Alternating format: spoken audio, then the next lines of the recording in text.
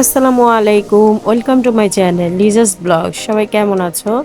So guys, তো গতকালকের ভিডিওতে বলেছিলাম যে আমরা আজকে বেড়াতে যাব, তো বিকেলে। তো আজকে এখন আমরা সবাই রেডি হয়ে গেছি। এখন আমরা যাচ্ছি হলো টাচ বাংলা। তো পদ্মা নদীর নদীর পাড়ে, মানে এটাকে এই জায়গাটার প্লেসটার নাম বলে টাচ বাংলা।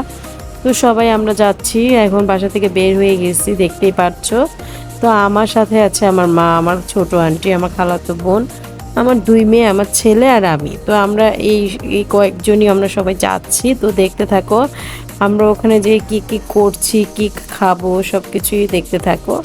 আর গাইস, আজকে আর আমি, আমার খালামুনি আর আমি একরকম সেম ড্রেস পরেছি। তো দুই খালা ভাগ্নি সেম সেম ড্রেস পরেছি। দেখো গাইস, আমাদের এই যে বাসার মানে যাওয়ার সময় রাস্তার ভিউটা দেখো, ওই যে দেখা যাচ্ছে পদ্মা নদী। তো এই যে আবার এক আঙ্কেলের বাসায় দেখলাম দুটো আতা গাছে আতা হয়ে আছে। তো এগুলি আবার তোমাদের একটু শ্যুট করে নিলাম। আর আমরা একটা অটো পেয়ে গেছি, অটোতে উঠে গেছি গাইস, দেখতেই পাচ্ছ। তা আলহামদুলিল্লাহ একটা অটোতে সুন্দর মতন হয়ে গেছে। আর আমাদের গ্রামটা অনেক সুন্দর। তো এই গ্রাম দেখতে আমার ভালো লাগে সব সময়। তো গাইস, এই যে আমরা এসে গেছি রাজবাংলা। তো এখানে এত পরিমাণ ভিড় ছিল, মানে পা রাখার জায়গা নেই, এত মানুষ। আর সন্ধ্যা যখন হয়ে গেছিল, এখন আমরা তো গিয়েছি আসর আজানের পর পরই, তো সন্ধ্যা যখন হয়েছে তখন তো অনেক ভিড় ছিল, মানে অনেক মানুষ ছিল। মানুষের জন্য হাঁটতেই পারতেছিলাম না, এত মানুষ। তো আমার আম্মা বলল যে চল আগে আগে আমরা ইসে যাই, স্পিড বোটে যাই, ট্রলারে যাই, সরি ট্রলারে যাই। তো আমরা সবাই ট্রলারের দিকে রওনা দিব। আর এই যেখানে দেখতে পাচ্ছ আচার নানা রকমের। তো যেহেতু গ্রামে আসার সময় এক স্মার্ট বয়ের থেকে আচার নিয়ে ধরা খেয়েছিলাম, আচারগুলো একটু ভালো ছিল না, এর জন্য আচার কিনি নাই। আচার কিনতে ইচ্ছা করে না, আর খাওয়ার রুচি ছিল না। তো এখন আমরা সবাই ট্রলারে উঠবো, এর জন্য আমরা এখন মানে পদ্মা নদীর ঘাটে যাচ্ছি। তো গাইস, দেখতেই পাচ্ছ কত মানুষ। তো এই যে আমার ছোট মেয়ে আর আমার খালাতো বোনটা, ওরা দুটো আবার সেম বয়সী। তো ওরা সবসময় মানে গ্রামের বাড়িতে যদি আমরা যাই, ওরা একসাথেই থাকে। ওরা দুটো সবসময় একসাথে থাকে। তো দেখতেই পাচ্ছ এই যে রাজবাংলায় এখানে অনেক ধরনের খাবার আছে, ফুচকা আছে, হালিম আছে, আইসক্রিম আছে, তারপরে পাপকর্ন আছে, তারপর হাওয়াই মিঠাই আছে। মানে এখানে একটা মেলার মতন বসেছে। তো এই যে দেখো এটাকে চরকি বলি আমরা, তোমরা আবার অনেকে বলে নগরদোলা। তো আবার নৌকা আছে এখানে। তো প্রথমে আমরা বললামই তো তোমাদেরকে যে আমরা প্রথমে কিছু খাবো না, তারপরে হ্যাঁ আগে যাব ট্রলারে। তো ট্রলারে সবাই উঠতেছি। তো আমার আম্মা এই যে আগে। তো আমার আম্মা তো অনেক খুশি যে আমাদেরকে নিয়ে ঘুরতে বের হয়েছে। তা আলহামদুলিল্লাহ, সে আমার মা অনেক খুশি। তো আমরা দুইটা বোনই, আমার একটা বোন দুবাই থাকে ওর হাজবেন্ড নিয়ে, আর আমার বিয়ে হয়েছে নারায়ণগঞ্জে। তো আমি আছি নারায়ণগঞ্জে, আমার হাজবেন্ড কাতার থাকে। তো আলহামদুলিল্লাহ আমরা সবাই ভালো আছি সবার দিক দিয়ে। এখন আমার মা বলতেছে যে তোরা তাড়াতাড়ি এত। আমি বললাম, আমার মেয়ের হাতে ক্যামেরা দিয়েছিলাম, মোবাইল দিয়েছিলাম। তো বললাম যে মা একটু শ্যুট করতো। নৌকাটাও মানে ট্রলারটাও খুবই সুন্দর ছিল। আর সবচেয়ে মজার বিষয় হয়েছে কি জানো, যখন আমরা উঠেছি একটা ট্রিপ দিয়েছে। একটা ট্রিপ দেওয়ার পরে আমরা দ্বিতীয় ট্রিপের জন্য আবার ট্রলারে বসেছিলাম। তো দ্বিতীয় ট্রিপে আসার সময় মাঝখানে মানে ট্রলারের পাংখা নষ্ট হয়ে গেছিল। তারপরে আমি তো এই যে দোয়া পড়া শুরু করছি যে আল্লাহ, এই মাছ নদীতে আমরা এসে থেমে গেলাম। তো অনেক মানুষ ছিল, আল্লাহ কেন নাইমা গেলাম না, অনেক কিছু চিন্তা ভাবনা করতেছিলাম, দোয়া করতেছিলাম। আল্লাহ রহমত করছে, আল্লাহর অশেষ রহমত। তো আল্লাহর কাছে কোটি কোটি শুক্রিয়া। তো গাইস দেখো, ট্রলারটা ছেড়ে দিছে আর সূর্যটা দেখো কি সুন্দর, অসম্ভব সুন্দর প্রাকৃতিক দৃশ্যগুলো আমার কাছে এত ভালো লাগে। মানে ট্রলার যখনটা ছেড়েছে, এত আনন্দ করেছি আমরা, তোমাদেরকে গাইস বুঝাতে পারবো না।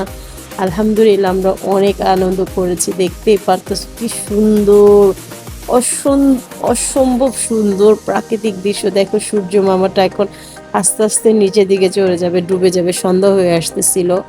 আর গাইস, যেটা বলতেছিলাম, তো যখন মাঝখানে থেমে গেল, তো তারপরে আমরা সবাই ভয় পেতেছিলাম যে কি হবে। তারপরে ট্রলার যে ট্রলার যার সে সাথে সাথে পানির নিচে নেমে গেল। আর তাদের কাছে এক্সট্রা ফ্যানের মতন থাকে, পাখা থাকে, তো সেগুলি নিয়ে কিভাবে পানির নিচে যে লাগিয়ে ফেলছে জানো না গাইস। তো আমি এখানে মাইক্রোফোন দিয়ে কথা বলতেছিলাম, কিন্তু কথা বললে কি হবে দেখি, পরে দেখি আমার এটা চার্জ নেই, চার্জ শেষ হয়ে গেছে। পর আমি এই এক্সট্রা সাউন্ডটা আমি ডিলিট করে দিয়েছি। এখন আমি বাসায় এসে আবার চার্জ দিয়ে তারপর তোমাদের সাথে যে এখন ভয়েস দিতেছিলাম। তো আমরা অনেক এনজয় করেছি গাইস, মানে ট্রলারটা আমরা খুব মজাও করেছি। আবার আল্লাহর রহমতে, আল্লাহর দোয়ায়, সবার দোয়ায়, আল্লাহর রহমতে, অশেষ রহমতে আমরা সহি সালামতে বাসায়ও চলে আসছিলাম।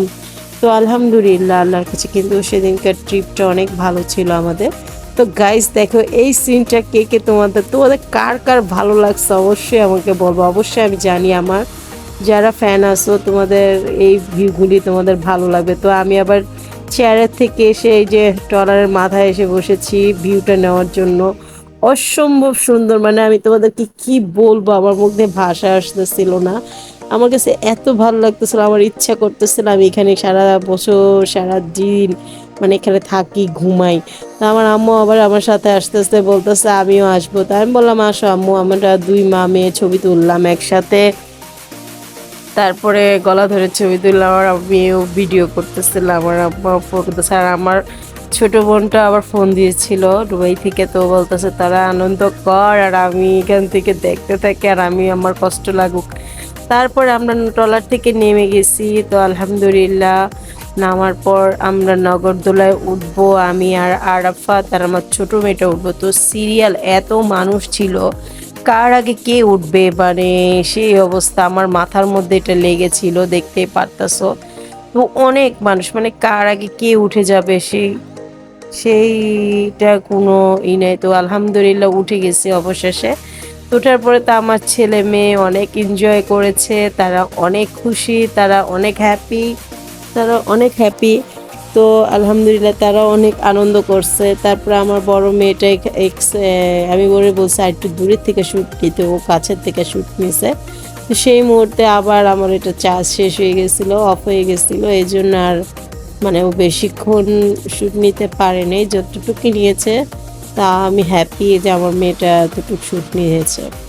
তো অনেক এনজয় করেছি আমরা। তারপরে এই নগরদোলার থেকে নামার পর এখন বেশিক্ষণ ঘুরায় না ওরা, মাত্র 5 মিনিটের মতন একটু ঘুরানোর পর তারপর নামিয়ে দেয়। তো আর সবগুলো বক্সের মধ্যে মানুষ উঠায় না, শুধু 2টা বক্স। তারপরে আমরা নেমে গেছি। তারপরে নেমে দেখি আমার আম্মা আমার 2 মেয়ের জন্য আর আমার খালাতো বোনের জন্য টিকিট কেটেছে, যেহেতু এটা বাচ্চারা উঠতে পারে না, 5 বছরের বাচ্চারা।